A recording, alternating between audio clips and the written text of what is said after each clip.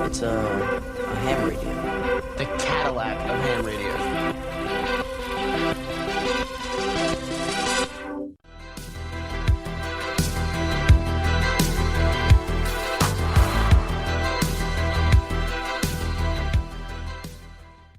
Hello everyone, welcome back to yet another episode of Ham Radio, a Stranger Things podcast.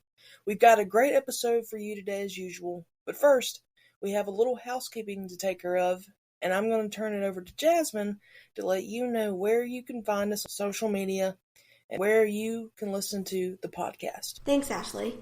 You can find us on Instagram at Ham Radio Media, all one word, on Twitter at HamThrow, on YouTube at Ham Radio Media, or using our handle Ham Radio 1983. We also have a Discord you can join, which is linked in the description of this episode. If you have a fan theory or question you want to share, you can email us at hamradiomedia@gmail.com. Ashley also has a fanfic on AO3 entitled Stranger Things College, which is also linked in the description. The podcast is available on all major podcasting platforms, including Apple Podcasts, Spotify, iHeartRadio, Amazon Music, and much more. If you like the show, please consider leaving us a rating or review. We have a lot of totally tubular stuff coming up, so be sure to follow us on social media to keep up with the podcast and all of our new content. Hey everybody, and welcome back to another episode of Ham Radio, a Stranger Things podcast. Today we will be continuing our script breakdown series as we talk about Vecna's monologue and the demise of the Creel family. So, as it concerns the monologue, I really and truly appreciate the Duffer Brothers' storytelling in this scene because it demonstrates how effective it is. They're not just building up to a villain's speech, they're crafting a moment that completely changes everything. Henry / Vecna isn't just telling his story in this monologue, he's pulling the rug out from under our heroes and the audience. So as soon as we're in his memories of the Creel house and we hear Philip Glass's Akhenaten begin to play in the background, we're not only hooked, but we're being set up for a big reveal and an epic moment. And that's what I just love so much about this scene, and I could watch it hundreds of times. I have watched it hundreds of times and analyze it, break it down over and over again because, again, it's just so good.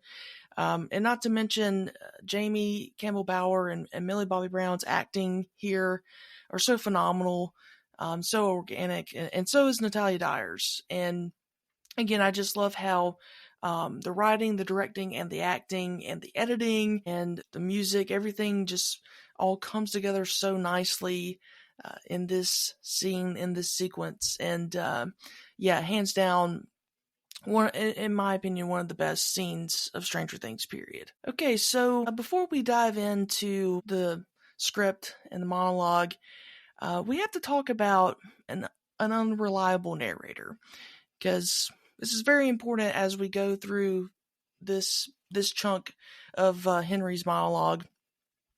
And so put a pin in that because we're going to come back to it. But by definition, an unreliable narrator is a character in a story whose credibility is compromised, making their version of events untrustworthy, and who misleads the audience either deliberately or unwittingly. Many are unreliable through circumstances, character flaws, or psychological difficulties. In some cases, a narrator withholds key information from readers, or they may deliberately lie or misdirect. So, I'm going to read to you 5 types of unreliable narrators. Did you know that? Because I did not know that. But yes, there are 5 types of unreliable narrators, and I'm going to read to you what those are and the definitions of those 5 types. Okay, so type number 1 is a picaro. Is a narrator with a propensity for exaggeration. Second type, madman. Suffering from PTSD or something similar, this narrator has a severe mental illness. Type number 3, clown. Thinks storytelling is a joke and toys with readers. Type 4, naif. An immature or ignorant narrator who sees things only through his own point of view. And number 5, liar. A narrator who intentionally misrepresents the truth, often for self-preservation. All right, so in picking up where we left off in part 10, we're back in the attic in the mindscape of what the visions that Vecna is showing Nancy. And here we find young Henry sitting in the attic. But the first discrepancy between the script and the on-screen version is that as it cuts from with Victor seeing the baby on fire to this scene with young Henry in the attic, it says our camera cranes up, rising through floors up and up until at last we reach, and it cuts to the attic. Now it does not do that on screen, right, Jasmin? Correct. And so the action in this sequence, a lot of it is very similar from the script as what is on screen. However, the dialogue is what is very, very, very, very noticeable. There's quite a few differences here. So it says in the action in the script where we find young Henry sitting cross-legged, his eyes shut tight. He's surrounded by his jars of spiders, candles. As we push in on him, and then we get a voiceover narration from 1 who's speaking to 11. The more I practiced, the stronger I became, and in time I was ready to take the next step. Now, he does not say this exactly verbatim on screen. He does talk about the more he practiced, the stronger he became. But he doesn't say that he was ready to take the next step. Yeah, so this part of the script to screen is actually quite different from the original version, which I found really surprising when we were going through this. So in the script it says we pan up through all of the floors, when in the final version we just go from the main level straight to the attic. And I don't know if that's because they just wanted to get to that point faster, or if they wanted to kind of give themselves some wiggle room in terms of how big this house was. Because the original idea is that we go through all of the floors all the way up to the attic, which would have taken some time and been a very complex camera shot, whereas in the final version we just go from the main level right to the attic. So I don't know if that was just not needed, less expensive to shoot, or even though they thought it was more, impactful to just go straight into that scene, because they'd already established this was the attic in a previous scene where we see him running up to the attic. So I feel like maybe this shot was supposed to establish like he's in the attic now, but then they realized, well, it's kind of obvious he's in the attic because it's at the top of the house and we've seen him run up there already. So a lot of these changes strike me as stuff that, it sounded good when they wrote it, and then they actually went to film it and go, you know what, we don't actually need this, or it's much faster if we do it this way. And then there are changes that really change the meaning of what we're looking at. So the first really big change we see here is in the script, Henry's monologue stops at they had done such awful things. He's talking about his parents. But in the final version, he continues and says, I showed them who they really were. I held up a mirror. My naive father believed it was a demon cursing them for their sins, but my mother somehow knew. Knew it was I holding up that mirror, as she despised me for it. She called a doctor, an expert. She wanted him to lock me away to fix me, even though it wasn't I who was broken. It was them. And so she left me with no choice but to act, to break free. In the script, he goes straight from they did such awful things to the more I practiced, the stronger I became, and in time I was ready to take the next step. And that's it. The original version, he goes from they did awful things and I killed them, and that's all the information we get there through dialogue. But in the final version, the dialogue was updated, and we get so much more information about Henry's anger towards his family, his parents, his mother, that this is all part of a grander plan. We get so much more information here, and it really recontextualizes his relationship with Virginia in a huge way. It goes from they did awful things and he hated the hypocrisy, so he killed them. It frames it as that the doctors and the specialists she was taking Henry to were part of the reason that he killed her, which isn't really as explicit in the original version. No, it's not. And what I've noticed in the script version is that there seems to be a lot more action than there does in the on-screen version. We get so much more dialogue than here in the script version because, like you said, Jasmin, he says they had done such awful things, and then instead of him continuing that like he does on screen, then we get the sequence of Victor seeing the crying baby and Henry in the attic, and then he goes into the more I practiced, the stronger I became, and in time I was ready to take the next step. And then it quickly moves into him murdering Virginia, whereas I feel like on screen they take a little bit more of their time with that than they do here on the script. And another thing I noticed in the script that's a little bit different than on screen is in the action in the dining room. Whenever the lights begin to flicker and the radio plays "Dream a Little Dream of Me," Henry, kills Virginia, and then it says in the script, Henry opens his eyes, observing his dead mother with cold fascination.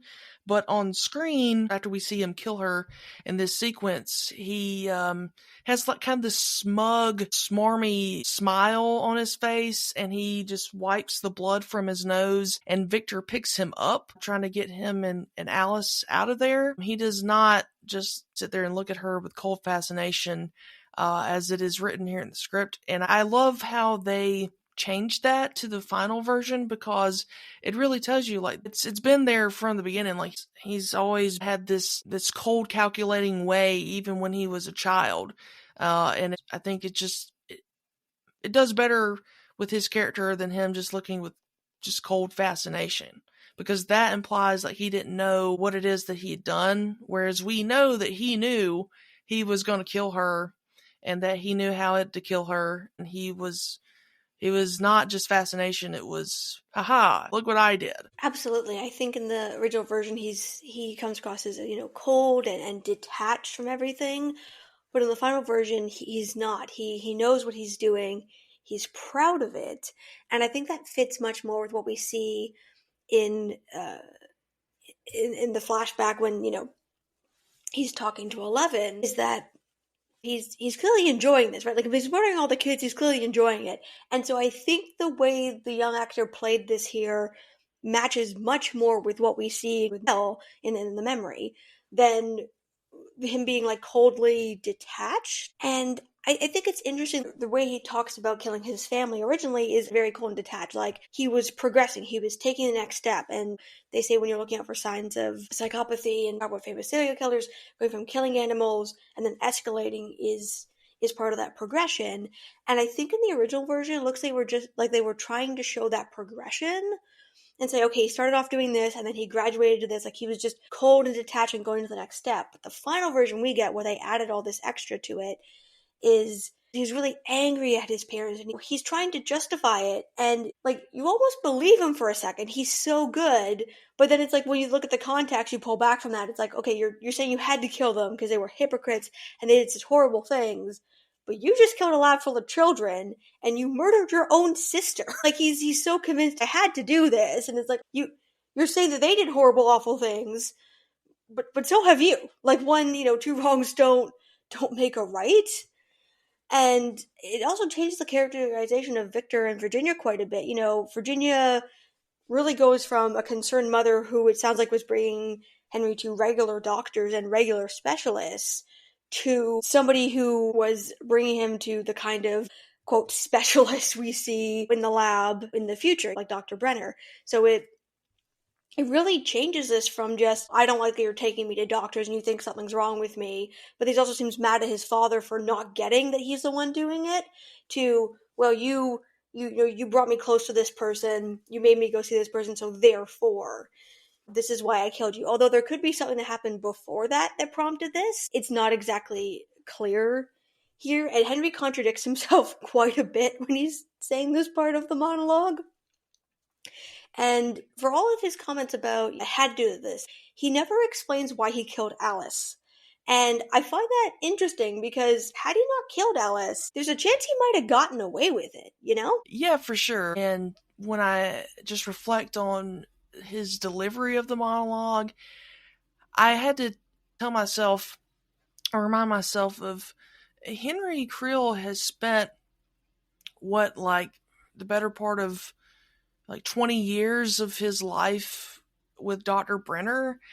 And I oftentimes think that a lot of Brenner is really rubbed off on Henry, because the way he's talking to 11 here is very similar to the way Brenner speaks to 11 in episode 8 of season 4, when he's telling her, like, hey, all those things I did was for your good. And 11 throws it back in his face and is like, what you did to Mama. And when Brenner says, she brought a gun into a hospital. And it's like, for him, trying to justify that of like, yes, she did, but that's because she was trying to take her child back, who you stole from her at childbirth and made her think that it was a stillborn birth. Or miscarriage, and it wasn't, and then you liquidated her brain because she did that. And so, like, no, I think that what you did, sir, was a lot worse than what she was doing. And I think the same here with Henry.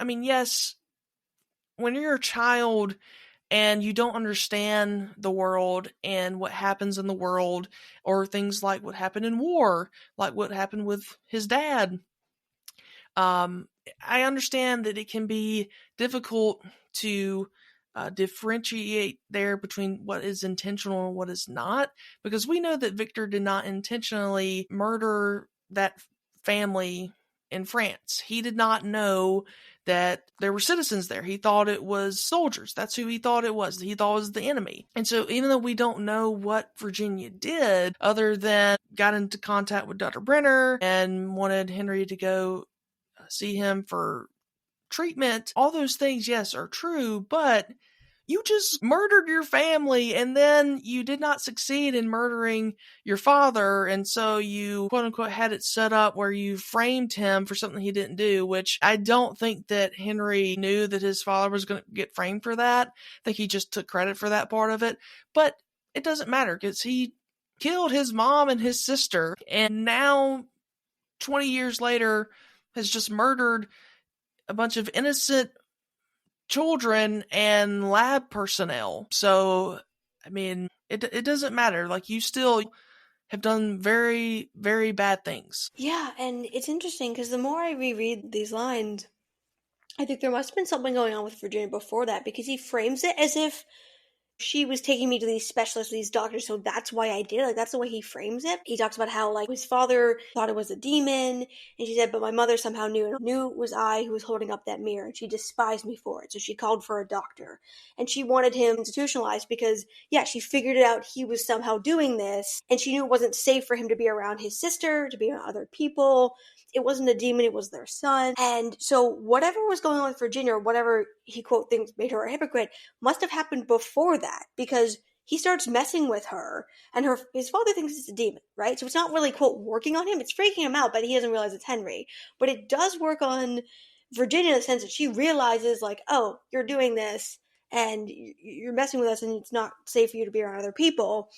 And so whatever, quote, made her a hypocrite must have happened in his eyes before that. So I think it's interesting he says that, but he frames it like, I crossed paths with Dr. Brenner because of her. It's like, yeah, but what seems to be evident here is that she only did that because he started messing with her. Like, if he hadn't started messing with her and done the spiders and all this stuff and started messing with Victor as well, she would not have taken him to doctors, tried to get him locked up. Like, she would not have done that, because they'd moved to the country, fresh air, they thought it would help. Like, clearly he'd been having problems prior to that. He says that.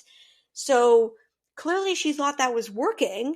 Victor says they had 1 month of peace in that house. So clearly they thought it was working when they first got there. And it's kind of ironic, had Henry not started messing with them and making them, like, hallucinate things, like, had he not started doing that, it sounds like his mother would not have taken him to additional doctors, or not the kind that Dr. Brenner was. So it's kind of interesting that he's saying, like, well, I had to do this. It's like, yes, but he, like, created that situation. If he just left them alone, that wouldn't have happened. And he probably could have gotten away with a lot of this stuff. Same with Alice. Like, In the script, Henry says, "If my weak father suspected me, he did not show it. He simply lied to himself, as he always did." But in the final version, he says, "He was arrested, blamed for the death of my sister and mother, just as I had planned." Like, he totally contradicts himself here in about 5 seconds. And so clearly his plan was to kill all 3 of them. So he kills his mother, then his sister, then leaves his father for last. And the irony here is, had he only killed his parents, there's a chance he could have gotten away with it, because Alice would probably have just run away and hid somewhere, and he could have taken off, and they eventually would have found her hiding in the house and thought, okay, well, the parents are dead, Henry's a missing child. There's a chance he could have gotten away with it. If he hadn't attempted to kill Alice, or if he'd only gone after his mother because his father didn't realize it was him or couldn't acknowledge that. But he basically sealed his own fate because he killed his own sister, and he doesn't tell Nancy why. It's not clear why he killed her. Yeah, and it's not really clear either, in both the script or the on-screen version, of if Henry had been to see Dr. Brenner yet, or he was about to be taken to see Dr. Brenner. It's not ever really made very clear, because I feel like if Henry had already been to an appointment to see Dr. Brenner, and he knew what kind of tests that Brenner would be running on him and stuff, okay, I could see how maybe you would not want to endure that again, and you would hate your mother for making you go through that again, even though you knew and she knew how terrible it was and it didn't help you at all. But from what we know, or we think we know from what's on screen, is that Virginia was making plans to bring Henry to see Brenner and had set up an appointment for him to see Brenner. And so, well, it's like, well, you never actually went to see him, so how do you know what all is going to be done? However, later on in the script, he says, "I woke up to find myself in the care of a different kind of doctor, a doctor not interested in fixing, but studying."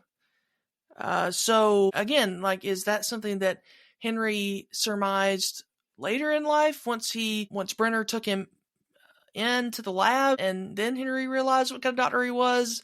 Or did Henry already know what kind of doctor he was just by, like, I don't know, I guess reading up on Brenner or intercepting, like, when his mom was making the appointment? Or is it possible that Brenner had at some point right before this happened, before Henry killed his family, Brenner made a little house call, and that's how they first met? It's not really clear, so I guess it's up to us to draw our own conclusions. It's also possible he knew the appointment had been set up if he'd, gotten into his mother's memories. Like, we know he appeared to have access by that point, and he'd learned more about Brenner that way, and he'd somehow gained access to Brenner's memories and figured out what kind of doctor he was. It's kind of unclear how that power unfolded, because he seems to have the ability to get into his family's memories at this stage. But as we see later on, if he'd been able to do that when we jump forward to the 80s, I feel like there's certain decisions he would not have made in the first few seasons of the show. Like, that seems unwise if you were able to get into these people's memories, but he does appear to have access later on. So it's kind of unclear how this power developed, what the limitations of it are, what kind of memories he can access, how he does it. And I feel like understanding how that power works would probably fill in a lot of the gaps here, because, I mean, I don't think Brenner is the kind of doctor you could probably read up on during this time. Like, I saw people joke online, well, you could look Brenner up in the phone book.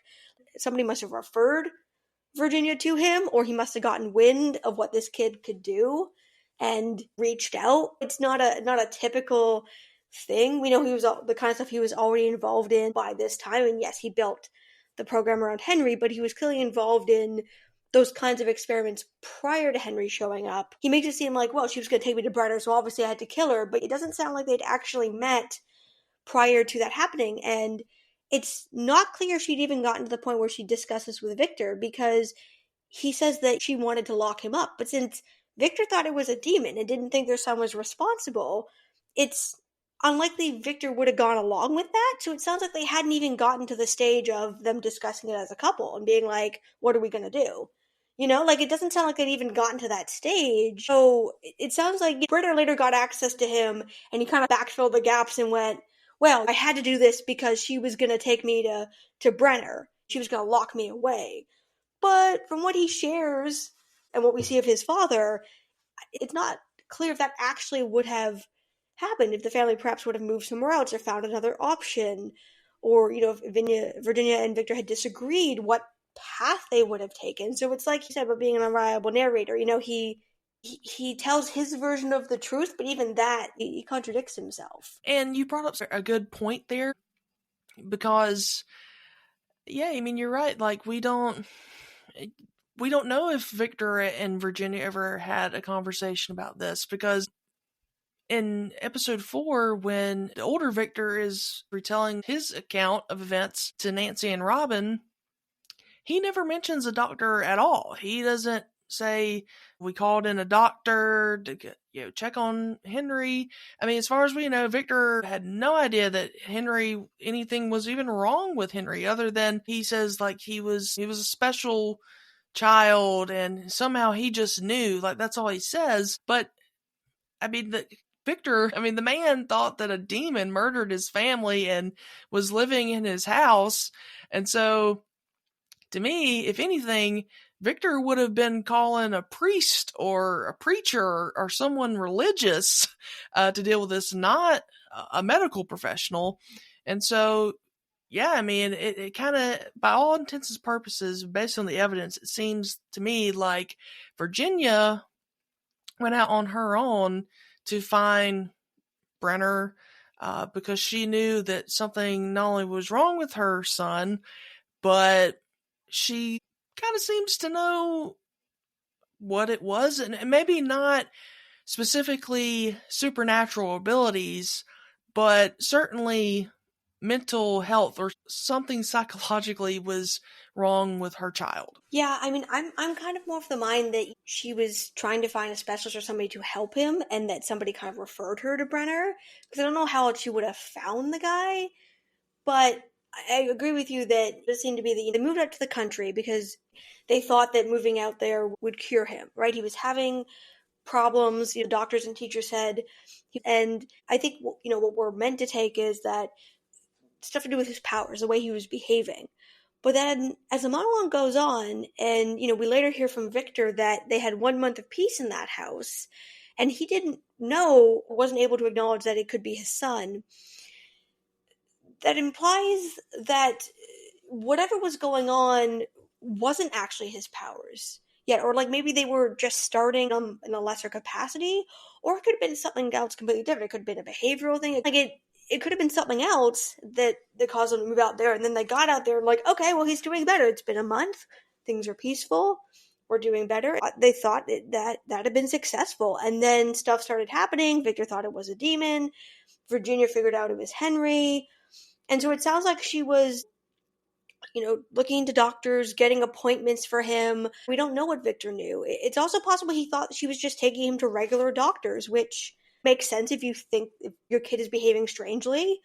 If he just thought she was taking him to regular doctors and didn't realize who Brenner was, it's possible they never had that conversation about Brenner. Or even if they had, we don't even know if Virginia knew what kind of doctor Brenner was. Like, we don't know what she was told. I mean, the guy could sell ice to a polar bear. We don't know what the doctor referring her to Brenner was like. She got a referral.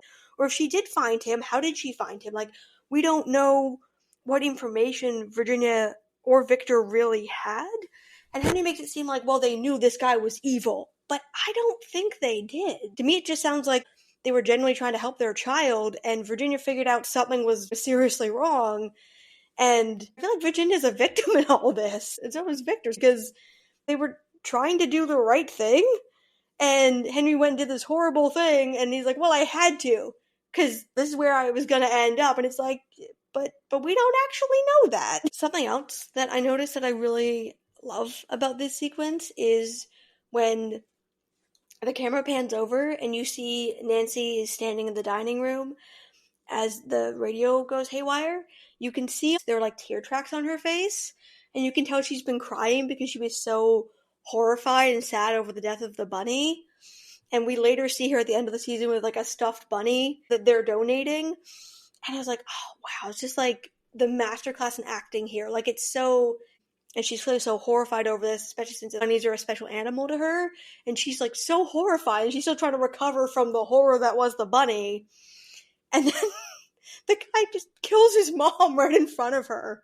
Like, gosh, poor Nancy. Yeah, I know, and it was so quick too, and yeah, I'd forgotten, but yeah, you can see the tears in her eyes after she watches that poor bunny die, and then watching this child kill his mother in the same way, and just the way she just flops to the table too, and Nancy seems like she can hear like all the audio and stuff as if she was really there, and the way she kind of just it's subtle, but the way she kind of just jumps a little bit, Nancy does. And Natalia just did such an excellent job there in that whole sequence. But yeah, it's the little subtle things that you sometimes don't always notice that are sometimes the best. And also, yeah, when I watched her pick up Mr. Rabbit, I'm thinking, Nancy, like I know Nancy's thinking, oh gosh, I just literally watched a rabbit be murdered in a horrifying way like 2 days ago. And now I have to give away my stuffed animal rabbit. Yeah, and I feel like that scene also takes on another meaning, because Karen's like, it's okay if you want to keep some of them. And she's like, no, I can pass on people who need it more than I do. I also feel like Nancy was probably like, you know what? I don't want to stare at a bunny right now. Like, I'll give it to some kid that needs it more than I do. And probably after witnessing that, does not want to be around your stuffed bunny. She can't tell her mom that, but she's probably like, you know what? Love this toy as a child, but another kid can use it more than I can right now, and maybe don't need to be reminded of bunnies for a little while. And something else I think is interesting is that we see Victor pick Henry up and move him away from the table, but not Alice. And he's obviously trying to like save him. We don't know if he picked up Alice after that, but maybe he wonders if like had he picked up Alice and had they somehow escaped, or I don't know, but it made me wonder, had he picked up Alice first and not Henry, if the outcome could have been different? Because in the present, we know that his powers, he can do the remote viewing and, you know, kill people remotely. And we see that's a power that Brenner helped him develop as he was also training 11. But it's not clear how far the remote viewing goes in this stage when he's a child, or if he even has it. So it made me wonder, had he picked up Alice and gotten her out of there, or gotten her farther away, could that have saved them? Because Victor turns around and all he knows is his kid's just sitting there, but we see Alice screaming and freaking out. So it made me wonder, he obviously picked up the kid closest to him, right, and tried to get them out. But had he picked up Alice instead, or had he been able to acknowledge or realize that it was Henry doing this, could that have saved them? It's maybe not, but it did make me pause. Yeah, that's a good point. I don't know. I mean, everything, hindsight is 2020, and we may never know if the outcome could have been different. Only the Duffer Brothers are the answer to that question. But yeah, I mean, I like to believe that maybe it could have been, because we know, like we see on screen, and it does mention a little bit here in the script, that it says young Henry, the color drained from his face. So we know like all this activity has kind of weakened him a little bit. But yeah, I feel like perhaps things could have been different. At least Alice could have made it. Maybe Victor ends up dying in that situation. But I did notice that Henry and Alice seemed to get there at the door around the same time. So I don't know if Alice just took off running behind them, behind Victor and Henry. But yeah, it is really sad when you think about it that maybe at least Alice could have survived had Victor picked her up first.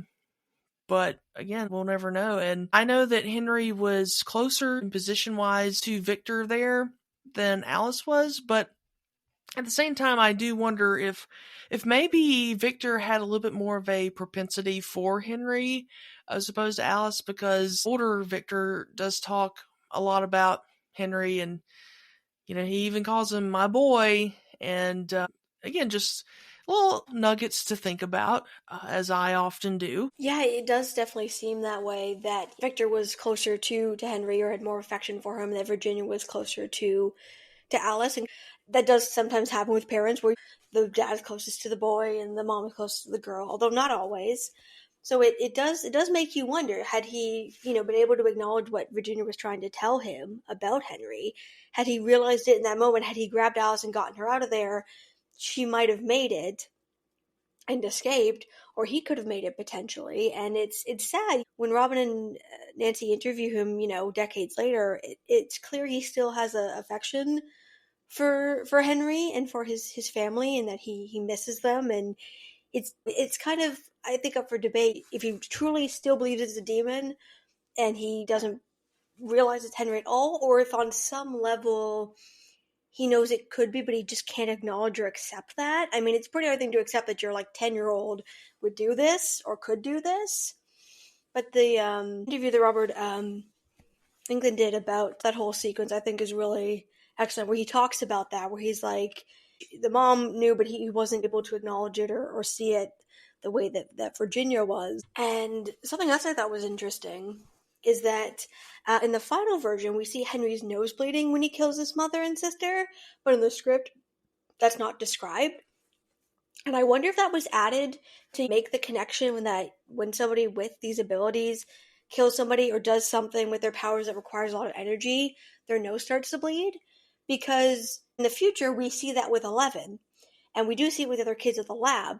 So I feel like it would have been a bit of like continuity error to not have his nose bleeding, to make it seem like, oh, he can kill people and this requires no energy, his nose doesn't bleed, when within a few moments we see he is so drained by this effort that he literally passes out. So I like that they added that, because I felt like it kind of put a through line to what they were doing, and it kind of makes you realize that they didn't quite catch that the first time around when they went to film it. They're like, if we're going to show the continuation, the evolution here, we need to make sure that this is consistent, because he contradicts himself here, but it seems that he thought he was going to have the strength to kill his entire family, like kill his mother, who he was the most mad at, kill his sister, and we don't know why he picked her second. Like, that's another thing I wonder. It's like, well, he seemed angriest at his parents. We don't even know why he killed Alice.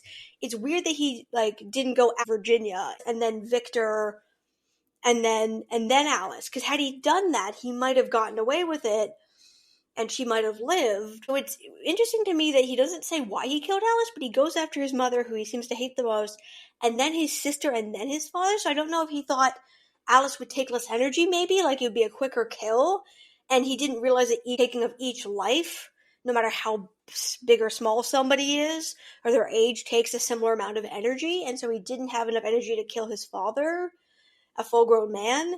But I do wonder. Yeah, me too. And I also wonder, because the way it's shot in the episode is that he was killing Alice and putting Victor into that trance at the same time, like bringing them into that flashback to the war at the same time. And I also wonder if he had just maybe focused on just quickly killing Alice, and then while his dad was trying to open the door, quickly kill her and then go to him, like instead of killing her and then putting Victor in the trance at the same time, I think is what did it for him, because trying to do both at the same time and being so young and not realizing his strength or weaknesses at that time, I wonder if that had something to do with it as well. But yeah, I mean, it makes no sense. I get it, like you think, oh, she's just a child, it'll be,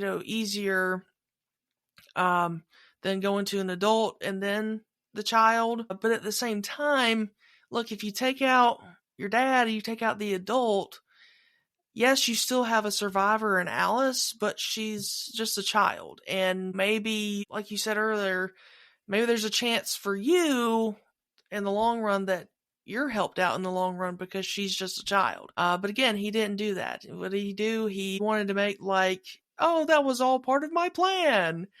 Like, dude, you were 12 at that time. Yeah, right. I seriously doubt that was part of your plan. I think your plan was to kill all of them, but you overestimated how much strength and energy it would have taken you to do that, and you couldn't get the job done, and so you had to put on airs to make yourself feel better. Oh, absolutely. And he seems to kind of catch himself when he's giving this monologue.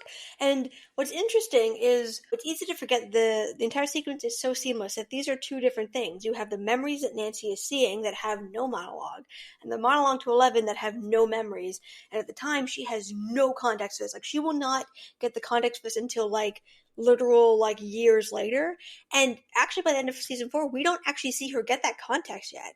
So, because season 4 ends so abruptly, neither Nancy nor 11 actually have the full context here, which I think is interesting because he shows her all this, and then he says, tell 11, who is nowhere near where Nancy is. And it's interesting because it's like, well, you don't really want them to figure out your plan. But if you're going to show this to Nancy, and then you've previously monologued to 11, although unless maybe he thinks that she doesn't remember the massacre, maybe that's what he thinks because he realizes that she doesn't remember him, like with the whole Billy thing in season 3. So maybe he thinks like, oh, well, if I show this to Nancy, she'll tell her and like she'll understand who I am. But he doesn't realize she's been doing all the work in Nevada and then we'll put the pieces together. Although it's a huge gamble because Henry knows this stuff happened. So he knows those memories are somewhere in there. She doesn't remember by the time he sees her in the 80s, but interacts with her rather, like through other proxies. But he knows logically the memories are still in there somewhere. As long as you're over the age of 3, those memories are still in there somewhere. So it's a huge gamble to take, especially for a guy who doesn't want them to figure out what he's doing. So it's an incredibly huge gamble, and I don't know if that's just arrogance, or if he's trying to, like, misdirect them. So it's like, alright, well, Nancy's gonna tell 11, and they'll go off on this wild goose chase into this thing, while I do this thing over here. I don't know if maybe that's what he's trying to do. Yeah, and it's also a big gamble, even for him at 1979, telling an 8-year-old child who had just basically witnessed him murder a bunch of people, including children, like, hey, yeah, so this isn't my first rodeo with this. I killed my family too, like 20 years ago. But hey, look, it'd be fun. Like, if let's forget all that because hey, they're not gone. They're still with me and inside my head. So let's go, you and I together. Like, let's go and tour the world. Let's see the sights. Like. What are you doing, man? I mean, he is like in his own little bubble and he just doesn't, he doesn't seem to get that his methods either freak people out or scare them away or just don't jive with what he is trying to do.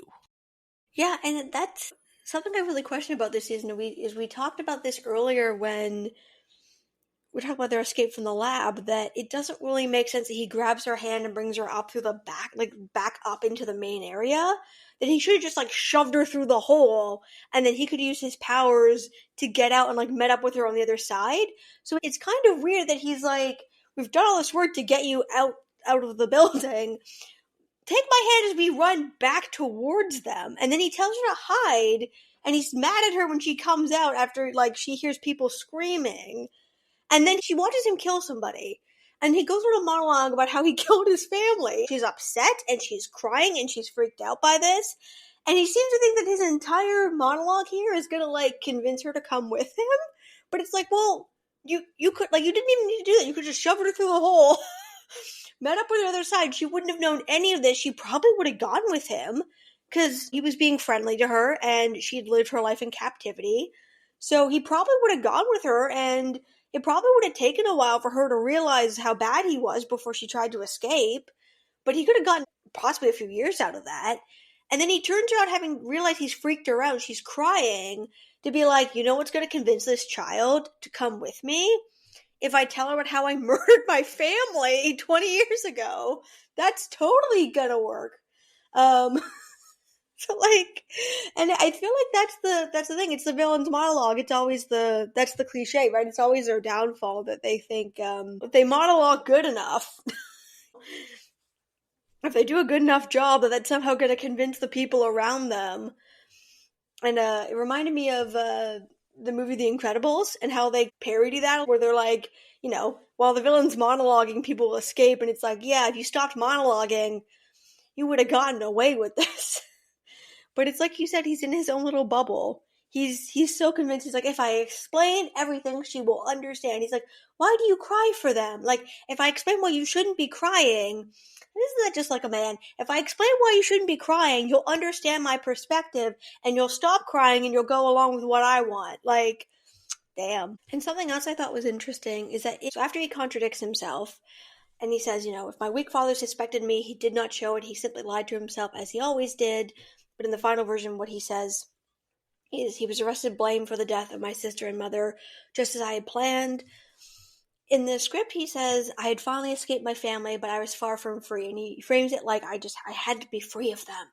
And it makes it seem like that's why I had to kill them all, because I had to be free of them.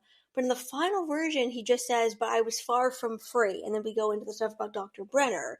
So it's interesting that it gets reframed from, well, I had to do this to get free of my family, that's why I had to kill them all, to, well, I thought I'd be free, but I wasn't.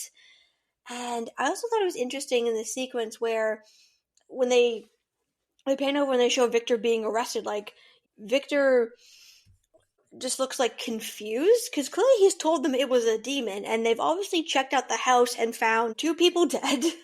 One that we later find out has fallen into a coma, clearly gravely injured. There's no demon, there's nobody else in the house, and they've clearly decided, it's like, well, there's nobody else here, so clearly you must have done this. And, which is interesting, because if you look at the looks on the police faces, they're, like, disgusted by him, that he's, like, blaming this on a demon, when it's like, well, you clearly murdered your family. Meanwhile, he's just, confused.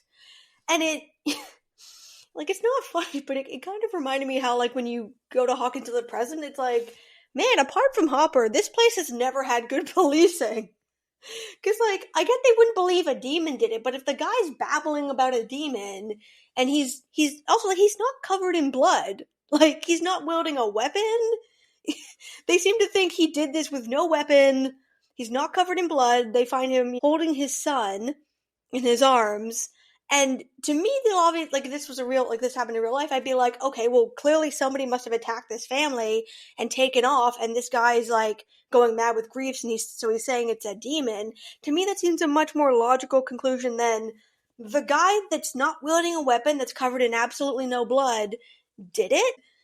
And something that's occurred to me while rewatching this is that the neighbors must have heard the screams and called the police, because I feel like if that hadn't happened, I feel like Victor would have just, called for help himself and tried to get his kids to, like, a hospital.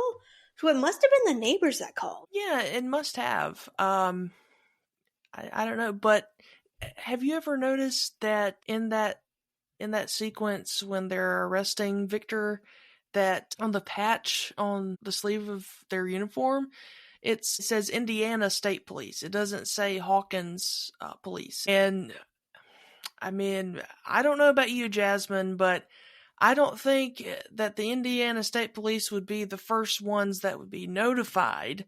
It would obviously be the local police, local law enforcement, as opposed to the state police. But we do know someone else who has connections to and possibly even influence over the state police, Dr. Brenner, the lab, like we saw in season 1, who took over the autopsy of one William Byers. Oh my god, I hadn't even thought of that.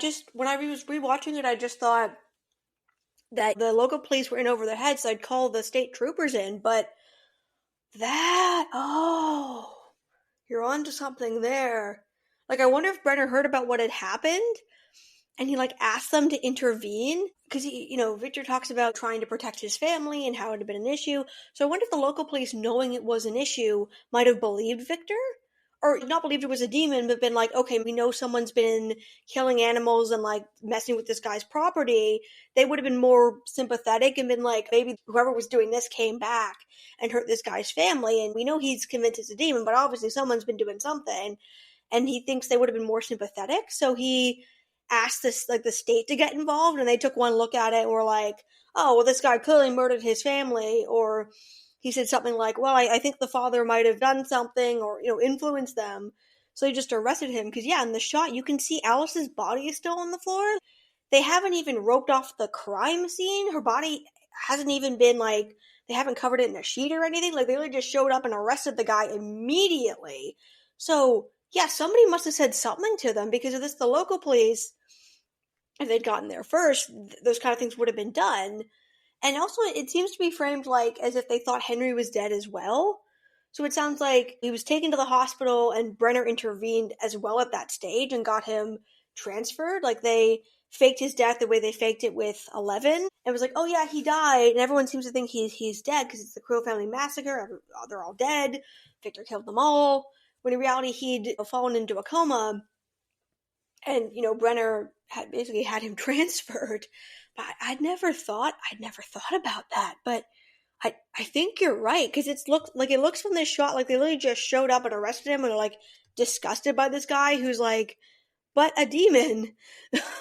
Like, there's a guy walking around in the background who just walks right past the body. It's like, no chain of custody, nothing that you would usually do. I think you're right. Yeah, and also in the script it says that police escort a shocked Victor towards waiting police cars, but we know that doesn't happen on screen. It's like they just ran inside that house and pushed him up against the wall and started handcuffing him. There was no escorting. Yeah, and especially because he later says that he tried to take his own life and basically take his own eyes out. Victor does. And that Hatch stepped in to save him. It sounds like the police just absolutely railroaded him based on what Brenner or somebody else told them. And that, like, Hatch stepped in to be like, hey, this guy is mentally ill. He's talking about a demon. And he's been talking about this for months, guys. He's saying there's a demon. He's trying to hurt himself. He's possible he hurt others. So it sounds like he stepped in and was like, this guy's mentally ill. No, he's not going to stand trial. That's not going to fly, guys. And stepped in and took him in and was declared criminally insane until it was moved to Penthurst. And at which point, sounded like the state washed their hands of it because Brenner had what he wanted. He had Henry at that point. Yeah, it just sounds like they completely railroaded the guy because of what Brenner or somebody else must have told them. And it's so sad. He really tried to make a nice life for his family. I also feel like Henry definitely did start running out of energy because, like you said, he killed Virginia in this super gruesome, dramatic fashion. And then, like you said, he has Victor go into the memory, the kind of hallucination thing, while he's killing Alice. I don't know why he tried to do two things at the same time, because something I noticed is you flash forward to, to the 80s, and you never see the characters who have powers doing that. They only ever do one thing at a time, including 11. You only ever see them doing one thing at a time, and that includes Vecna. So I wonder if he learned from that you can't do two things at one time, which to me makes a whole lot of sense. I mean, this stuff takes a ton of mental energy. We see that. So that's also interesting that he was so angry with his father for not getting it. He decided to torture him while he killed his sister. And if he just killed them, if he just killed Alice and then killed Victor, or killed Victor and then went to move on to Alice, I feel like he would have had enough energy potentially to finish the job and kill all of them. Or at the very least kill both Virginia and Victor. He might not have gotten to Alice, but Alice thinks this is a demon. She thinks that something's attacking their home because that's what her dad is telling her, and she's very little. So it's weird, too, that he killed her because it just wasn't necessary, and it's how he basically wound up in Brenner's custody because he basically, he went too far. He tried to do stuff that he wasn't strong enough to do, and if he just left Alice alone or gone for Victor first, that wouldn't have happened, and he's so angry at his dad for not getting it. He's like, he just had to, mess with him on the way down.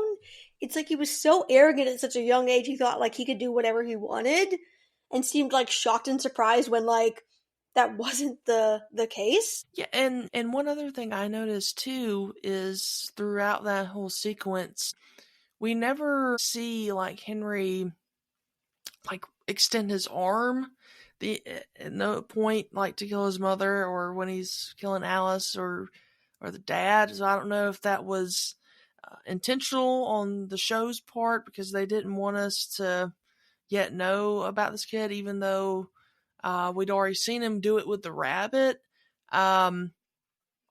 But yeah, it's just so incredible to me that he was able to kill his mother like that at the dinner table, surrounded by his dad and his sister who could have seen him doing that, unless he like moved his arm like under the table.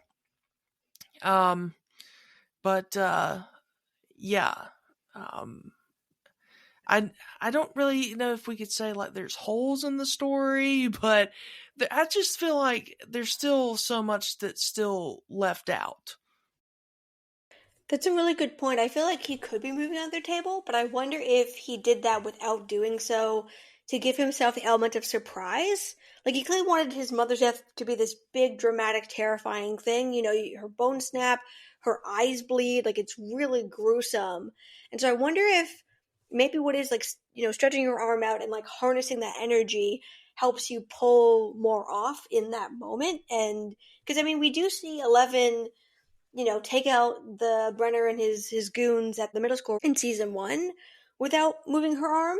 So it seems to me like it's about concentrating what you're doing, that you can do it without it, but it looks to me like you need more energy. And so I feel like that was his first big mistake, is that he thought, oh, I'm so powerful, I'm so great, I can do this without having to do that motion. And that took more out of him than he was expecting. Because something I noticed is that, you know, if you look at the shot where Alice's body is on the floor, her eyes look a little bit red, like around her eyes, but that's it. They're not bleeding. Her arm's in an unnatural position, but it looks like he ran out of steam while killing her and collapsed, which is what brought Victor back into the present. But it's like, if he hadn't gone so far on Virginia, if he just killed her and that was it, he probably would have had enough energy to kill Victor and Alice. And if he had not done the memory thing to torture Victor, had he just kept it simple, like, or, you know, if he'd gone all out of Virginia but then just kept it simple for Victor and Alice, he probably could have pulled it off. It's because he just had such a flair for the dramatic that he just, you know, just couldn't let it go. Just had to make it super dramatic and had to give himself the element of surprise. And it's like he was just trying to torture them as much as possible and make it as painful as possible for them, and at the end of their life. And because he went so hard on the theatrics, that's what wound up doing him in the end. Because had he not gone for that, he might have gotten away with it, or he might have been able to pull it off. And then from there, we're in a lab room, and in the script, Henry says, I woke up to find myself in the care of a different kind of doctor, a doctor not interested in fixing, but studying. But in the final version, he says, I woke up from my coma, only to find myself placed in the care of a doctor, the very doctor I'd hoped to escape, Dr. Martin Brenner, Papa, which is very different. And is, I feel like, the second big, really significant change we see here is because originally it sounds like he was unconscious. And so people thought that he'd survived the massacre, but then later perished from his injuries. And that the fact that Dr. Brenner had him and was interested in, studying him, not trying to fix him, this is something that he realized after he was in Brenner's care. This seems to have happened later on. But in the final version, it says, I woke up from my coma, indicating that they probably thought he was dead at the scene, and that they thought he was nearly dead, or maybe they thought he was in a coma and later flipped away at the hospital. But it seems possible that they thought the entire family had been murdered right then and there, or that his injuries were seen as more severe, right away. Versus in the original version, it seems like, they just thought he was unconscious, but not in a coma or dead. And then he says, the very doctor I had hoped to escape, which makes it sound like Virginia had booked the appointment, however she had connected with him, and that this was going to happen, and so that's why he chose that evening at dinner to kill her, because he did not want to go to this appointment. And so he frames it like, well, she was going to make me go to this appointment, so I had to kill her. But it's not clear if Virginia or Victor knew what this guy was capable of, or Henry even knew. It seems like more like he's justifying what he did rather than that actually being the truth. And I don't know, I just feel really bad for Virginia, because in the original version, it sounds like she was taking Henry to regular doctors, generally wanted to find him help, and that she never met Brenner, and that Brenner came into the picture after Henry was already at the hospital. But in the on-screen version, we find out that this was the doctor that she was going to take Henry to, we don't know what she was told. We don't know how much she knew or Victor knew. But it's like, well, that's why I had to kill her. So like, the implications are very, very different. And Ashley, I'd love to hear your take on why you think they changed this so much. Yeah, I honestly have no idea.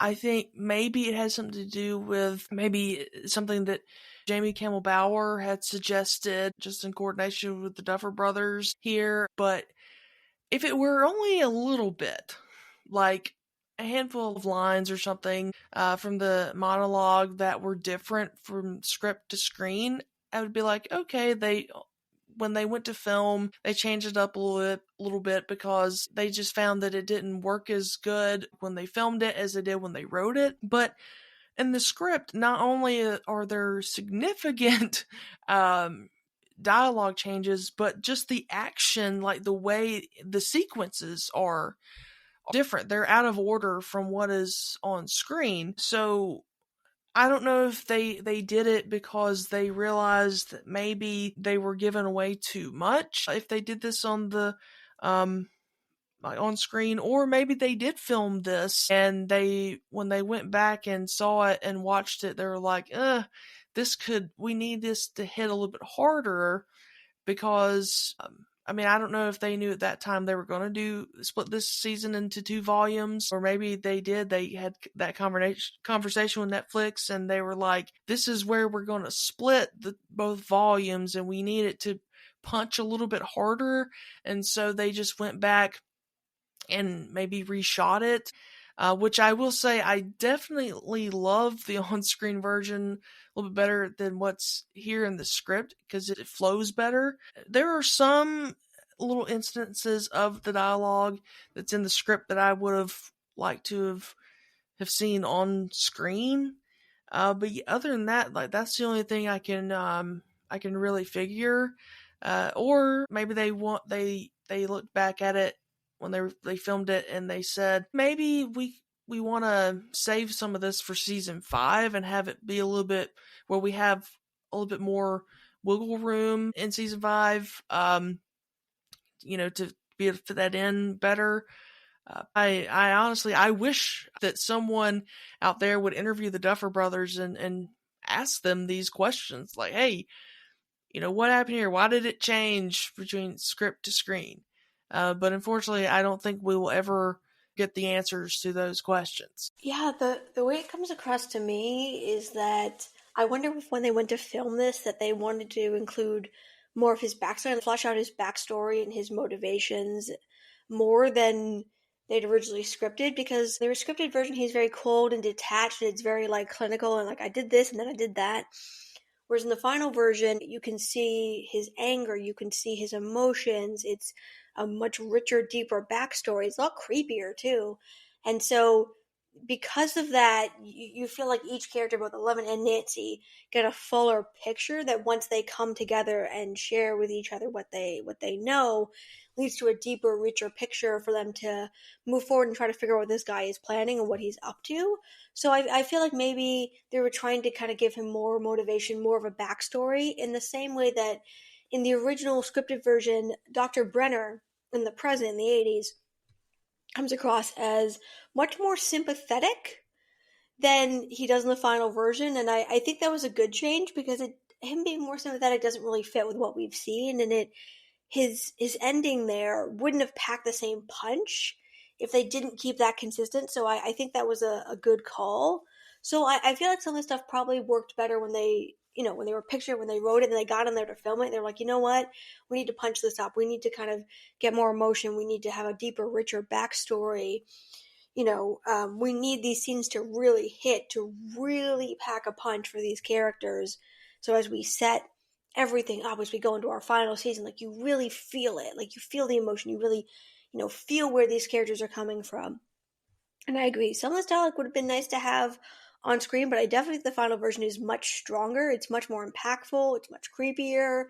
It really draws you in a way that I don't think the original version did. And I feel like it gives them more of a path forward to explore, okay, why did he kill Alice? How much did Virginia and Victor know?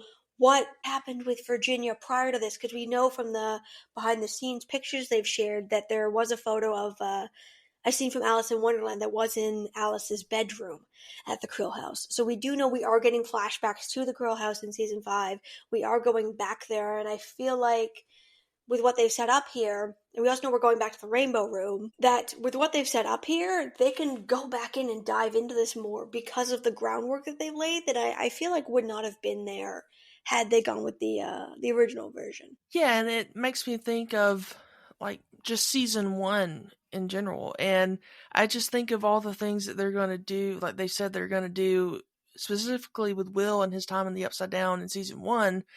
I think the beauty of not doing too much is you can always go back later and do those things. Like if you try to do everything and put so much out there on screen, well, then that kind of puts you into a corner from a writing standpoint, because it's like, okay, well, that's how we shot Henry's monologue, like we wrote it. So now in season 5, we want to kind of go back to that.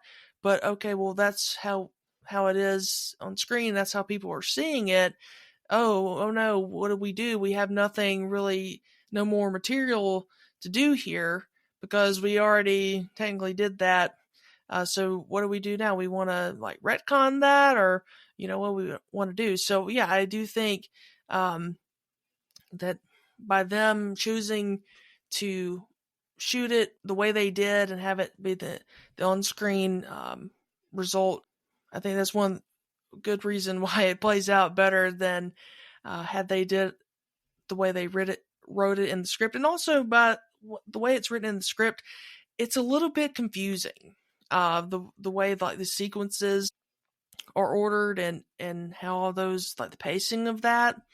And so as a writer, these things are always play out a lot easier in your head than they do when they translate practically. And so I feel like maybe that's also part of it. Yeah, that's a good point. And I think it's good to remember that this season was the only one written in quarantine. And so I think there are a lot of instances in the season where you can tell that it's looked better in their heads. They were picturing a scene and they were talking with the writers over Zoom, and they weren't able to really interface with the cast to kind of parse it out the way they normally do and use their normal process. So I think there's a lot of instances in this season where I'm sure it looked really good in their head, and then they went to film it and went, oh, we need to change up this sequence. We need to add more dialogue. We need to adjust how we're doing this.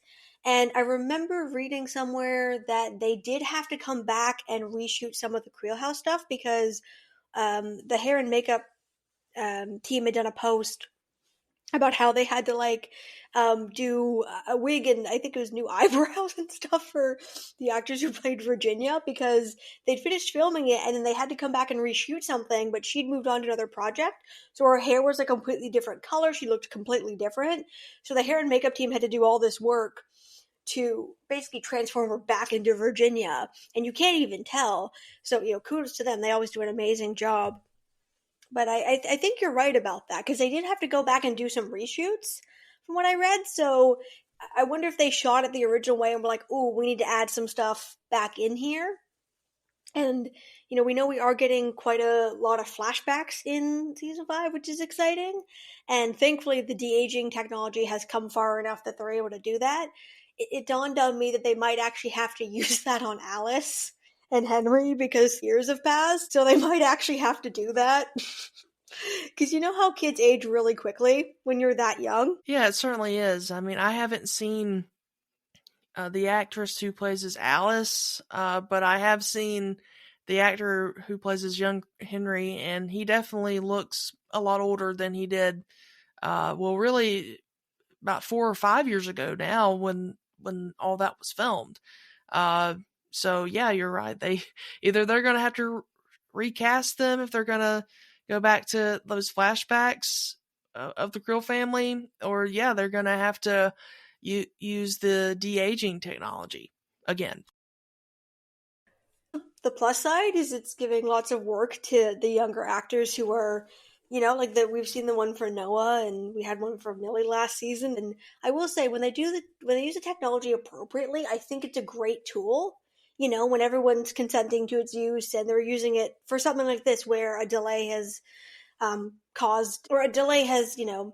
meant that the actors don't look the same. I think it's a really cool use of the technology. And something else I wanted to talk about is that the violence inflicted on the numbers at the lab is a lot more gruesome and violent than what happened to Virginia, like when we see it on Virginia and Alice, when we see it on screen. In the script, it's supposed to be the same, but I think they changed that to show his evolution as he got stronger, more powerful. Because originally, like how badly damaged the people that he killed at the lab were, like all the numbers, how gruesome those murders were. Virginia and Alice were supposed to look exactly the same, whereas you see it with Virginia because he goes all out, but then Alice you don't. So I think what they were trying to show there is how his abilities like progressed over time, where he went from only being able to do that to one person and then that just wiped him out, to being able to kill an entire lab full of kids and employees and like not even break a sweat. Like he's fine. Like that was the creepy thing. That was a super creepy thing to me, was that he goes from being like one person takes him out when he's like a kid to now in the 70s when you pick up at the lab, he can just kill an entire building full of people and he's not even breaking a sweat. Yeah, the only time he ever shows that he's being affected at all by the massacre in the lab is when he gets done killing two and his nose bleeds and he kind of looks puzzled by that. But I think that two gave him the biggest fight out of all of them, and I think that it kind of drained him a little bit. But he was still able, after monologuing for like 15 minutes, was still able to almost kill 11 right immediately after that. So yeah, I mean, he had definitely grown in strength. And it's funny because as we're made to believe, like he hadn't been able to access his abilities or use his abilities for like 20 years or however long that he had soteria in his neck, and immediately after it's gone, he's able to kill like upwards of 20 people in succession, and like you said, not break a sweat and only have one nosebleed out of one nostril by the end of that. And yeah, and you can see the progression, because if you look at what Elle does in season 2, when she's closing the gate, she's screaming, she's got her arms outstretched, and there's blood coming, down her entire face. It's coming from, her nose, other parts of her face. And so it's really taking a toll on her. You can see it. Versus Henry, who gets the chip out of his neck and he's good to go. He's got like a slight nosebleed. It's barely anything. So just the progression of that, I think it's interesting that he's apparently so powerful. You would think that he would need a little bit of time to like reclimatize after the chip was taken out, but apparently not. That thing gets taken out and within minutes he's killing guards and then he's killing everybody in the lab. He's taking on multiple people, in some cases bigger than him. And he's just, it's like he's out for a brisk walk. He's just able to just do that like it's no sweat. And, I agree that 2 did give him a bigger fight. But again, he's clearly able to do this without, doing any great physical harm to himself.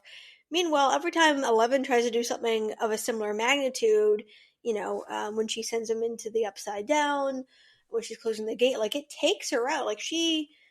we see her collapse, we see her pass out, we see her fall into coma. It really takes her out. And I think it's interesting because she's singled out as the one that's the most powerful besides Henry. So I feel like the implication there is that with enough time and training, she could eventually reach that level where she's able to do things of this magnitude, not kill people, obviously, but things on that level without breaking a sweat, or only a small one like Henry does. So I also wonder if they're trying to show us, like, this is what she's capable of with time, that, stuff of this magnitude. Yeah, I think it's possible. I mean, I think at some point they're going to have to get it to that level for her and Henry to be strength on strength against each other in a final battle in season 5. So yeah, I think it's something that they've been building towards. She just really, I think in essence, just really needed to recharge, and she did that in season 4. And I mean, yes, we see like she's not as powerful as Henry is. We saw that in season 4 yet, but I do think she's going to be doing a lot of training to prepare to be on the same plane as him, or possibly even greater in season 5, which I'm very much looking forward to that. And that's our show. If you like what you heard today, be sure to subscribe and tell your friends. Our theme music is provided by Neon Knights. Thank you for listening to this episode of Ham Radio, a Stranger Things podcast. Please join us next time, same dial, same time. Over and out.